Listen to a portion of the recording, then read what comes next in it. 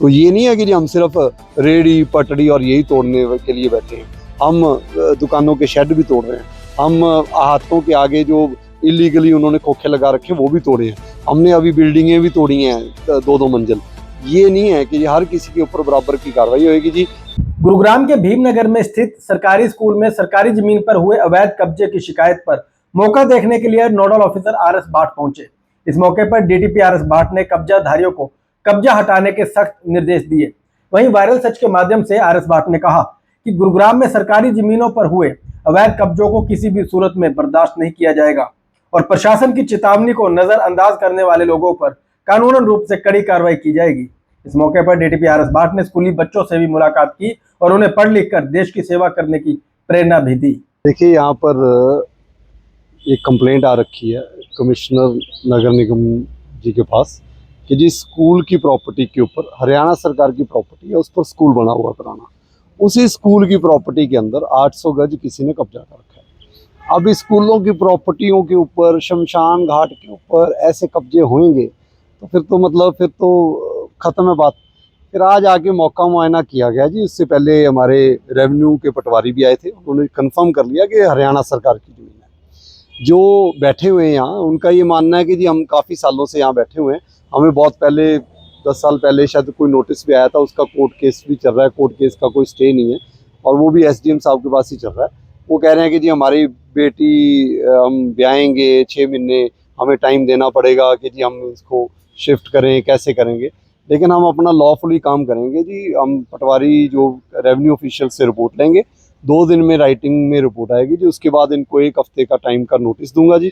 उस नोटिस में ये जो अपना जो भी बयान करना चाहते हैं कि जिन्होंने कैसे बनाया, क्या बनाया, या ठीक है या गलत है, जो इनका पक्ष आएगा उस पक्ष को सुनकर फिर हम उसके ऊपर जो फैसला है चलेगा जी वो तो। लेकिन मेरा ये मानना है कि जी अगर कोई बंदे ने, आज आप ये कह रहे हैं कि जी हमने पैसे लगा दिए जी, जब पैसे बंदा अपनी ज़मीन समझ के ऐसे लगा, कौन लगाता है जी?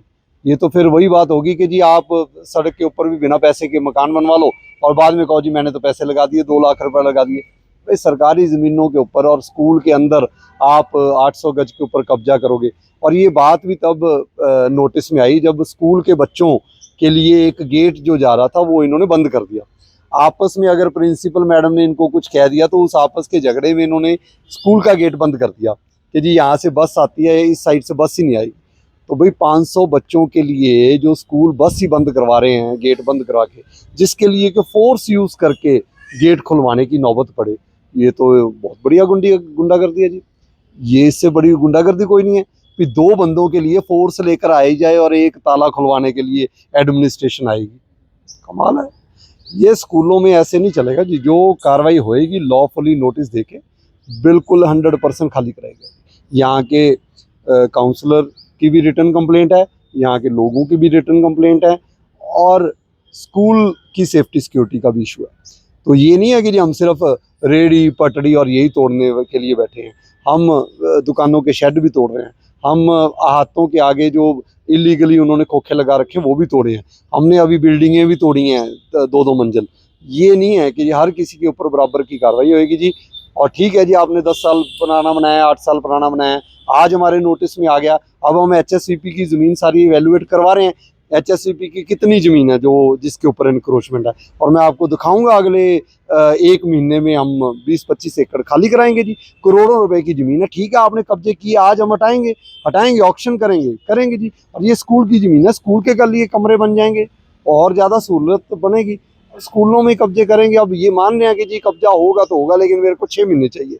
अब वो देखेंगे जी, जो भी फैसला करेंगे देखेंगे जी। देखिए, ये तो अभी नहीं पता चल पाया कि किसी के संरक्षण में हुआ है कि नहीं हुआ। अगर हुआ भी है तो स्कूलों की प्रॉपर्टियों के ऊपर ऐसे अगर किसी का बैकग्राउंड में कोई सपोर्ट होगी भी तो वो भी देख लेंगे जी। वो भी, ऐसा तो कोई है नहीं है कि जी हम वो नहीं चेक कर पाएंगे।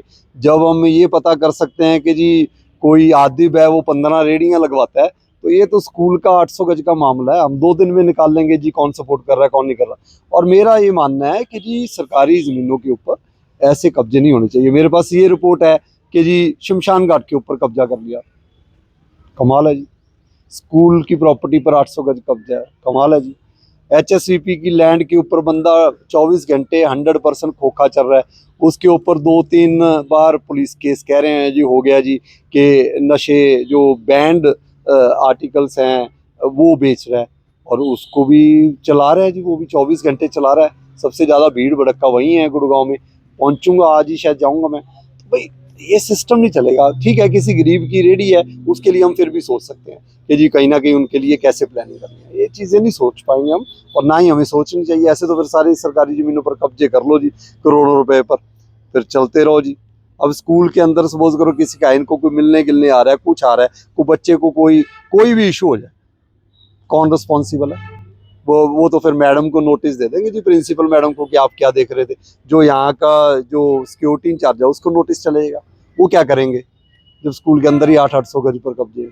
और मेरे को तो ये भी पता लगा ये स्कूल के एम्प्लॉय रहे हैं, तो स्कूल के एम्प्लॉय रहे हैं तो भी देखेंगे कैसे स्कूल के एम्प्लॉय हैं। मेरे को ये भी पता चला कि इनकी पेंशन की फाइल रिकमेंड हुई है ऊपर, तो पेंशन जो कब्जा 800 गज के ऊपर स्कूल में कर रहा है उनको पेंशन क्यों देनी चाहिए? और देखो मैं तो स्पष्ट हूँ, अगर ये नहीं हटेगा तो हम लिख कर भेजेंगे जी। गवर्नमेंट एम्प्लॉय ही आगे जाके रिटायरमेंट के बाद ऐसे काम करेंगे तो कैसे चले?